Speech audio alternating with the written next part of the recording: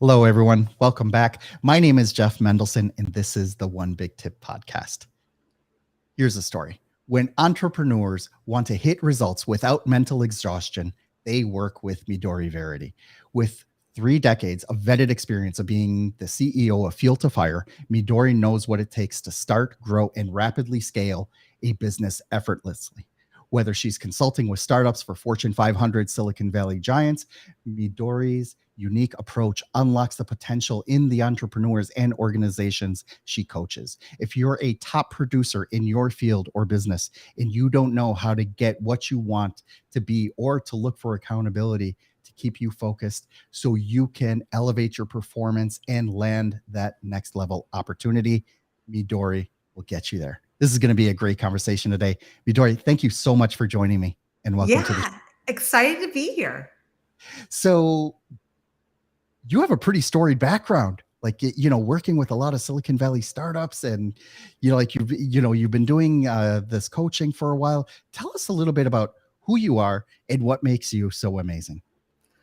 Uh, yeah, I've owned businesses since I graduated college. My husband and I, when we graduated, we were in a recession. So there were not many great jobs around. So we thought, okay, let's just start a business, and didn't know what we're doing. So the good thing is we made many, many mistakes. And the reason why that's a good thing is because I learned so much along the way. Fast forward, after about 12 years of the first business that we had, I split off from that and went off on my own. And that brought me to coaching with other entrepreneurs and businesses and doing what I do now. So, what's interesting about what you're talking about is that, going from being in the trenches to actually, making these businesses work, and then going off to be an entrepreneur's coach. What was that transition like for you?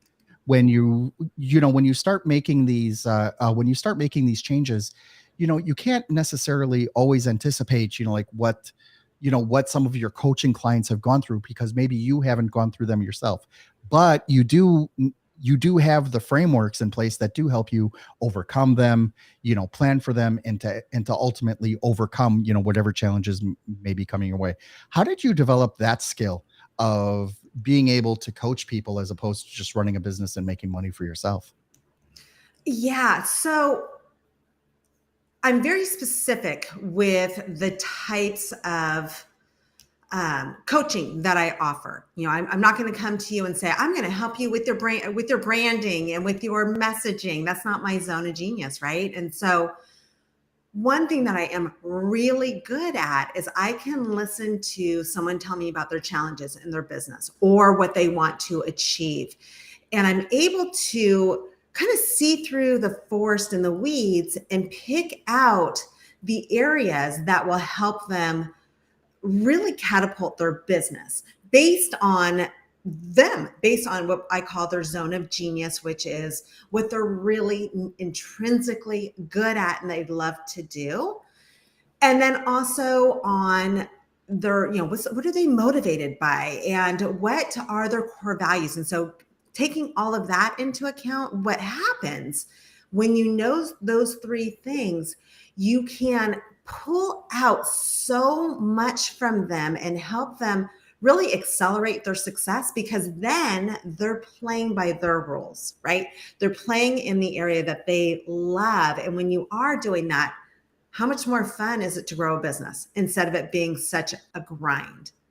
So, what happens when you're dealing with someone where their zone of genius is not necessarily aligned with their career, or not necessarily aligned with their mission and their values? I mean, there's got to be more than a few people out there who simply do not like what they're doing. They'd rather be baking bread than, running $100 million company, right? How do you help them through sort of, fixate on the parts that matter versus the parts that, maybe you can defer this a little bit later or move this off to the side?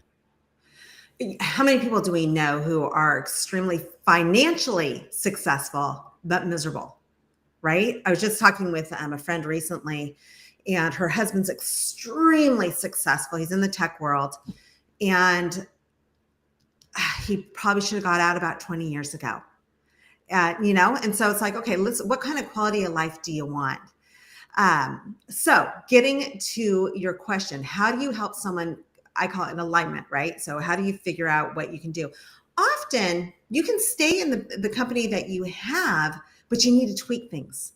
So maybe what you are doing in the company, you don't have the right butt in the right seat, right? So maybe you may be the founder of the company, but what you love is to work one-on-one with the clients. But because you've become such a large corporation, you no longer get to do that. Therefore, what we'll look at is, okay, what can we do to change your role? And let's get really intent forward so that we can just change your job title. If you own the company, you can do anything you want, right?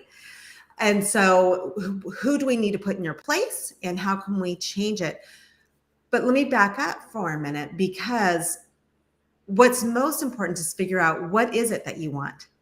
What is your zone of genius? Often people miscalculate. In fact, let me give a story.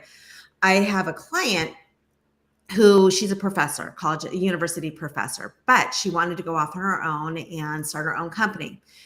The interesting thing is she taught technical writing. So she worked with a lot of engineering students and she had to learn tech. So she has a technical background. However, what she loves to do is to write and to network and to talk. So when we figured that out, what she had been doing was, I remember talking to her and she told me, Midori, I can do all the tech stuff in my business because that's what I've been doing. But it wasn't her zone of genius because she didn't really enjoy it.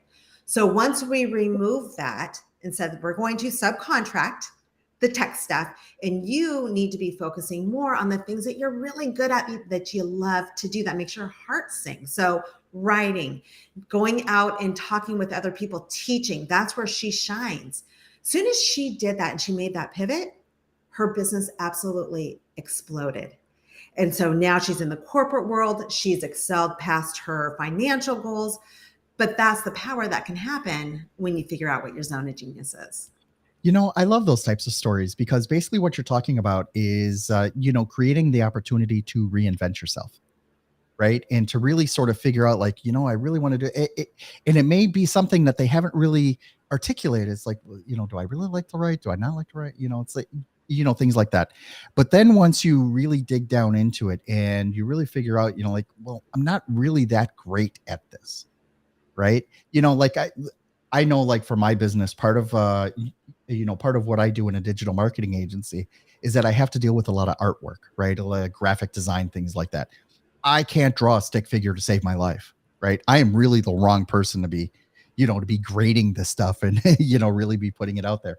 But I am such a design nerd that, I'll watch all those documentaries on Netflix about, the ones that just talk about fonts for 6 episodes, right? And, just sort of like go into it, like that kind of stuff really lights me up. So by being able to at least understand, like where I'm deficient, it does allow me, like you said, to outsource the other stuff. At least then I have a fighting chance of getting some really quality content and graphic design out there, even if I'm not necessarily doing it myself, right? Yeah. Yeah. Huge So difference. that's amazing. Thank you so much for sharing that.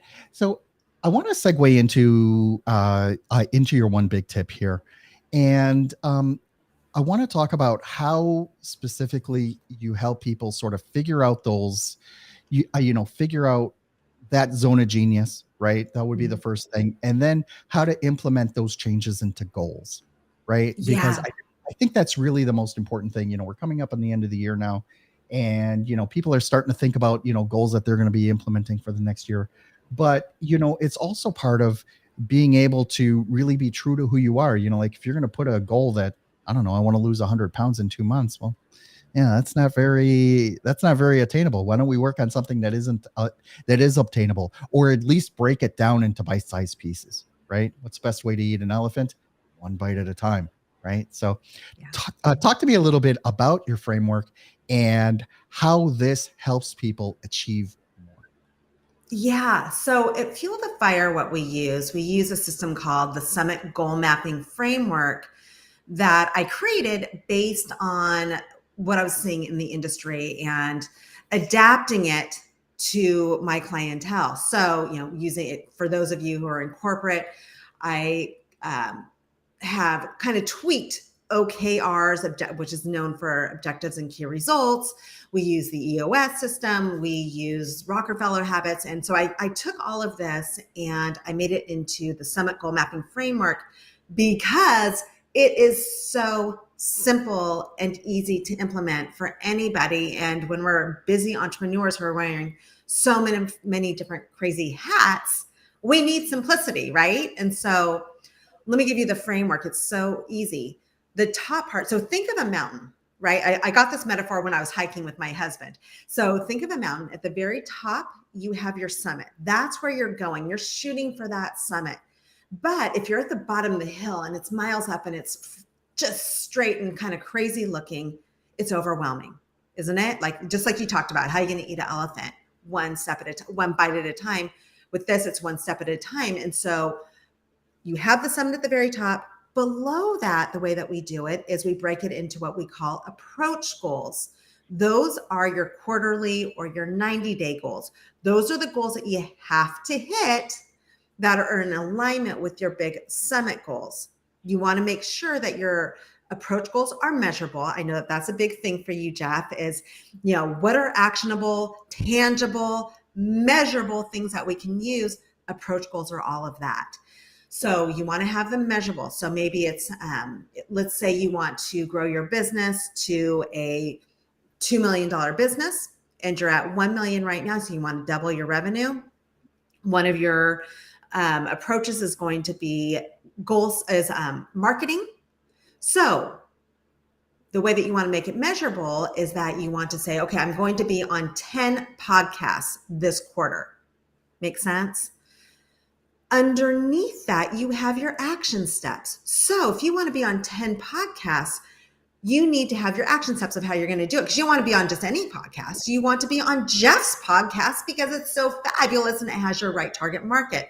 So you want to identify that and have your action steps there so you know what you're doing every single week. So this makes it more bite-sized. It doesn't feel so overwhelming. And then what you do is you get 6 weeks in, which is half the quarter, and you review. How am I doing? How have I gotten on any podcasts? Am I not landing them? Why? What do I need to change? Or am I just knocking it out of the park and it's time to double down? So those are the kinds of questions you want to be looking at and changing as you go. And then right before the end of the 90 days or quarter, you want to review again and determine what are your next 90-day approach goals and action steps. It's that simple. I love the way you articulated this because, like the steps that you need to take to get to base camp 1 when you're climbing up Mount Everest are totally different than what you need to do like when you're about to summit the mountain. Right. And you just have these, there's a lot of preparation that goes into it. Maybe, maybe a fair amount of training, but also there's, some really good mindset stuff that you need to do. And I don't like to just talk about mindset in a void, right? It's like, oh, you just have to affirm your goals and that's it. Like, yeah, that's nice, but right. When you wrap that around, the actual steps that you're doing that will, that make a tangible step to getting you towards that goal. That is something that you can actually work on. Right. And I've talked with all kinds of people on, how to do goal setting and how to journal and how to document this stuff. What would you say are some of the tips and tricks that you use or that you teach, to help keep people on pace? Because, it's one thing to look at it, in these 6-week sprints or these 12-week sprints, right? But what about, from Wednesday to Friday or from Monday to Tuesday? There are certain actions you have to be doing, tactically in the moment in order to build upon that, and to reach that next milestone. Basically, what I'm asking you is, how do we get more granular about it in order to make the goal that much more achievable? Yeah, great question. And let me answer that. And then in a minute, I didn't answer your other question before I realized about incorporating your zone of genius. And so I want to get back to that in a second, but let me answer this question first. So one of the big problems or challenges, I shouldn't say problem, one of the big challenges that I see for most entrepreneurs is that we are so busy doing so many things, and it's insanely difficult to stay focused on our big exciting goals that we have, right? Because we're having to put out fires here and there, and then we have employees and demands in life. So how do you stay focused? How do you make these goals come to fruition without getting off trail? One huge element of fuel the fire is having accountability. I cannot tell you how critical that is. So I don't mean accountability with your mom or your best friend, but accountability with people who speak your same language, that are motivated, and that you respect from a business perspective. Because when you have that level of respect for someone, you're going to show up and you're going to work harder because you don't want to disappoint or embarrass yourself, right? And so when that happens, all of a sudden, this other noise that's going on around you becomes less important, as it should. And you stay focused on, okay, this week, I promised that I'm going to get these 3 critical things done. And when you are focused on those 3 critical things and you are consistently getting those done, guess what happens? Your business explodes. They get done, right? But how many, I cannot even tell you how many entrepreneurs I know who set these big goals, especially beginning of the year. And, they're so excited. They're fired up. You're like, yes, this is going to be the year that I knock it out of the park, and I'm going to do this and that. It's going to be awesome. Come to the end of the year and they're like, holy crap, I barely got there. What happened this year? And they aren't clear on what it is. So that's why the accountability is there to keep you on your path, right? And so that you're doing those 3 things that you need to do each week. It's that simple. So I love the part about accountability, right? And accountability can be in various forms. It could be of just engaging with weekly conversations with your coach or mentor. Could be joining a mastermind. Could be, just holding yourself, so that you cross off, enough things in your to-do list, from any one time. But, also what happens is that it really starts to mess with you, because you really need to be disciplined to be able to, to achieve them. One of the things I find that I struggle with, for example, is that when I lay out these tactical actions that I need to do, how do I necessarily know whether they are going to move the needle, whether, it's, an advancement to my milestone or to my, my big hairy goal at the top of the mountain? Sometimes, I may make a mistake in terms of thinking like, okay, I'm going to go off on this thing. I'm going to get on 15 different podcasts, but I got on 15 of the wrong ones. I didn't really move the needle. Right. So although I completed the goal, right, it didn't really have a net effect on, the bigger picture. How do you help people identify those pitfalls sooner rather than later, so that they're not just spinning their wheels on actions that don't necessarily move the needle? Yeah, that's where a coach comes in and is so beneficial. A coach, a mentor, someone who's already been there and done it and been successful. That's the key. Not just any coach, not just any mentor, but someone or it can be, a colleague who's been successful, who can help you shorten that learning curve. So there's that. The other thing that I would say is, like what we mentioned earlier, is when you're looking at your goals on a regular basis, right? So at that six week stage and at the end of the quarter, and reevaluating, okay, so my big summit goal is to grow my business by 100%. And my approach goal is one of the ways I'm going to do this is by getting myself seen, getting my message heard, right? So how am I doing? Let's reevaluate. How successful has this been? Have I gotten any new clients from this strategy of getting on podcasts? You reevaluate at that point. So let's say I was on 5 podcasts, but I didn't get 1 client. Then you need to go back and ask yourself a crap ton of questions. And one big thing that I cannot emphasize more is you need to be honest. You need to face those big, hairy challenges face on and say, okay, what's not working and why? Instead of ignoring it and just being like, well, I'm just going to keep doing it and see what happens. Ask yourself, why am I failing at being on these podcasts? Why am I not getting anyone who's signing up for my freemium or contacting me? And then get clear. What is it? Is it the wrong message for the wrong audience? Do I need to push myself farther to get on bigger podcasts? Does my message suck? Is it not landing well? And really get clear on that and ask them for some feedback from people who've, like we said, been there, done that, whether it's a mentor, whether it's a colleague who knows more than you do, but get clear and ask the smart questions. I love it. Midori, thank you so much for sharing that.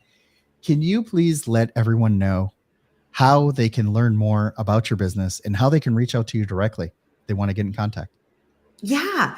What I would say is, if this is landing with you, if you're interested in this, as far as goal setting and having accountability and having a mentor, we have that at Fuel the Fire. We make it very, very affordable.